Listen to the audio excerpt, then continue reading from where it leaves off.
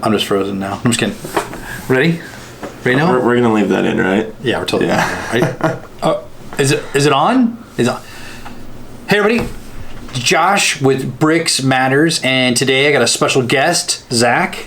How's it going, guys? What's up, internet? And Zach brought over a couple of his Ninjago ships that we're gonna do a review on today. So super excited! It is the 10-year anniversary of Ninjago. Yes, sir. And so you can see we got a couple of the minifigs up here. If you can see those, they are looking great. I think we still have more. Noah and I have a couple more sets to build that we'll have. I think hopefully the whole set of all of them. But we're here to talk about ships. Yes, sir. The Destiny's Bounty. It's a classic ship. Been through Ninjago since I believe episode 2 of season 1. I mean, it's a masterpiece. They've made it, I believe, 5 or 6 times. But right here we got the original, the 2012 version, and then the new Legacy version, which just came out last year in 2020. All right, Zach, what do we have here? We got the original Destiny's Bounty.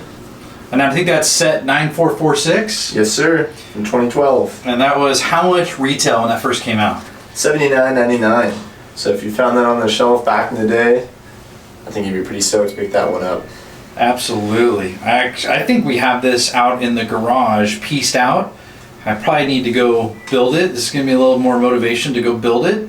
Oh, yeah, and bring it out. I should have done that in the Ninjago mock we had. Yeah. That would have been a good ad, yeah. So you got 6 minifigures.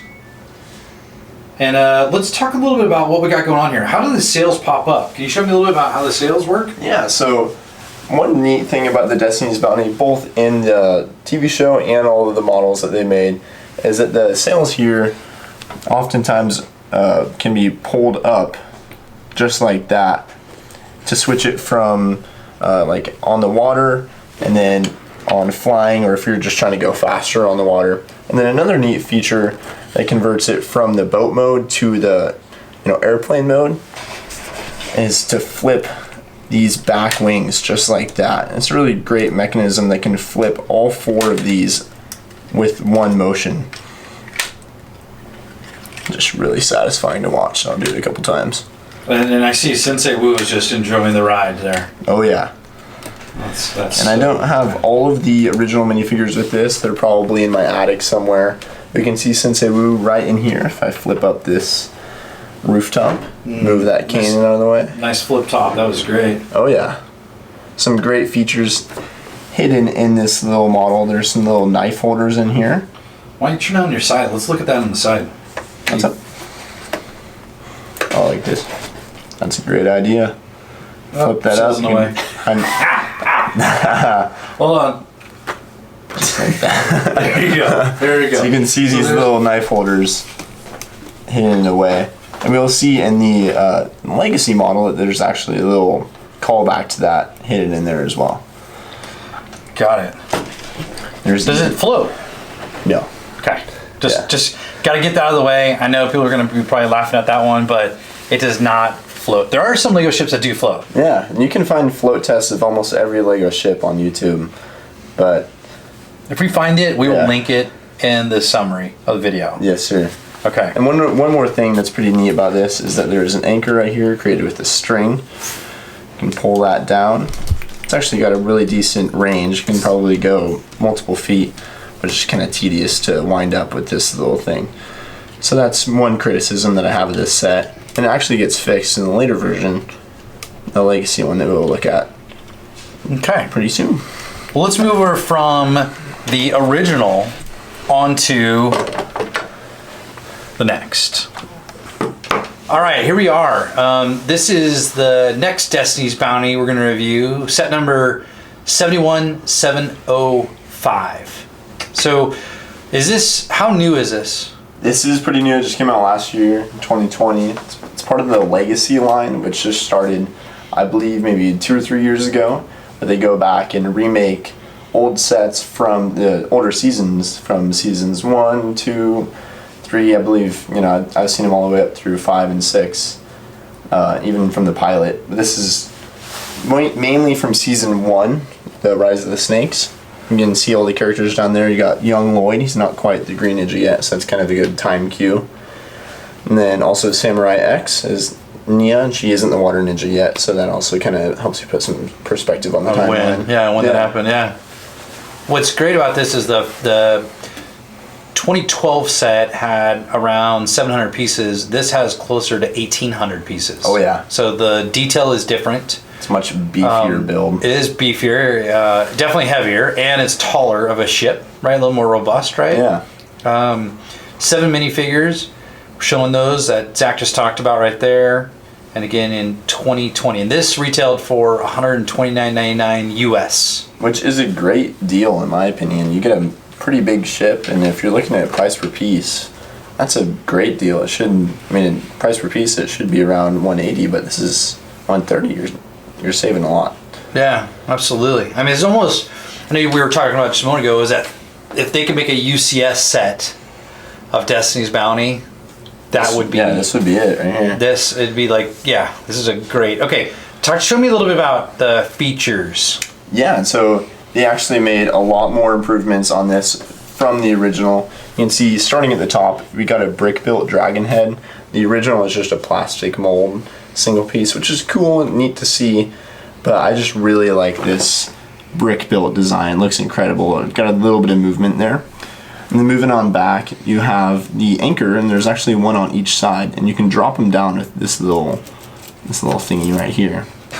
So like you talked about in the 2012, where it was the small black string. Right. This is easier to do it, plus it's double and it's chained. Yeah, the only thing that I don't like about it is that they don't go very far, so it doesn't seem very realistic that a ship would have anchors that only drop out, just a little bit past the bottom of the ship. But that's alright. Then moving on back, we have the sail again, some nice printed pieces here. And then instead of different from the original model, we have a different system with chains this time that pulls it up, and you can stop it anyway using gears right there. So that's pretty neat. And then moving back even further, you have this little cannon here, which is brick built this time. It's just a stud shooter. You can actually pull off this panel right here and reveal the interior where you can store weapons. Let's see if you'll be able to see that. I'll flip out the wings. Oh, no, maybe that might not work. I don't know. Can you see that? You can see inside there's a little bit of storage for this little training dummy right there, and some storage for weapons. Just slide this little panel right back on there. Now, is there a place to store the knives like we did in the last one, or is that that's where you put it now? Oh, is it big storage? It'll be inside here. It's a little bit more hidden than that. Okay. And so this is one of the best parts about the ship, is this whole little house system back here. You can actually remove this roof. This is a neat little area. You got a little bubble right there. And then in the back here, you can flip open this hatch and reveal this little chest, which can store some swords. There's actually storage inside there as well for some shurikens. And then we can slide that bad boy right back in. And then right here is this little like command center, like the bridge of the ship. You can actually remove this as well. And moving the main ship out of the way, it reveals a little dojo that you can flip open. And there's some storage for some swords. That's actually not the like the similar thing with hiding the knives. That's in there, and I'll show you in a sec. This is neat. I like how they did this. Like a little flip out dojo. That is so cool. Yeah. And then taking this away. Reminds you of like the hillside dojo we got. Oh yeah, back in the day. Yeah. Oh yeah. So here is the bridge. I'll flip it around here. Got a nice sticker here to show Ninjago City, like a little map. And then right here you can see these little slots that you can hide swords in. And that's kind of like the callback to that flip out knife feature from the original. And those are covered up once you put the dojo on top. So normally I just put Sensei Wu in there, or Nia. And then you got this beautiful detailing on the side with this red and the brown. Lots of neat tile pieces, which is why I consider this to be basically a Ultimate Collector Series set, because it's just very tiled off. The back is beautiful as well. Got some nice colors there. Major improvement from the 2012. Oh yeah, big time. Look at just the back of it. Now, how about for when we go into from sea to air? What kind of movement do the back wings do? Yeah, well, that's the best thing about this set, in my opinion. It's not just the back wings that move. When you flip these down, you can see out here in the front, these little thrusters pop out. And so it actually links not only both of those together, it moves up here as well. On both sides? On both sides too. And these are at an angle too, so it's really neat how they're able to make that connection. It's a lot of fun building it. Wow. Just so satisfying to do that. I feel like that's more satisfying than the 2012. Oh yeah. And that's one great thing that they've been able to do with these sets. I should probably move it back into frame a little bit more. Is that they've been able to achieve a lot of that functionality there in the back with those wings in each version of the set. So I mean, that's just my basic overview of this set, and it's incredible. You got a lot of deck space out here for your figures to go into display. Got some great tiling off, some beautiful colors. Boy, that would look really good next to Ninjago docks. Oh yeah. Right, put that next to the docks, put next to a mock on Ninjago. Yep. All right. Well, let's go ahead and let's wrap it up. Here we are back with the 2 Destiny's Bounty ships. Zach, thanks for coming over and sharing the 2 ships. I feel like if you're watching this video right now and you're not thinking about running to the store to get the 2021, I believe you said it's still on the shelf. Yeah. Now, we do not have this yet, and now I'm thinking about getting this just because of the mechanics of how these side things popped out. It is a lot thicker and it feels a lot more secure. Can we do the drop test? That's a no. Okay, that's a no on the drop test. That would be. I bet it would work. No. All right. So throw it away. Here we are, Destiny's Bounty. Heck yeah. Please join us for more videos. We'll be talking more about. We have a bunch of the new Ninjago sets that just came out, so we'll be looking at those soon, as well as we'll be looking at some of the new Star Wars sets that come out August 1st. So that'd be super exciting. Oh yeah, I'm really excited for those. That's some great sets. And I did have a chance to show Zach the new ship that I just picked up. Won't talk about the set number or the name yet because I still got to do some refurbishing to clean it, and then I'll be sharing that ship out in the future video. So thanks for joining us today. Please subscribe. Zach subscribed. Oh yeah. We want you to be subscribed and check it out. So when the new videos drop, you know what happened, and you could join us in our quest for Legos.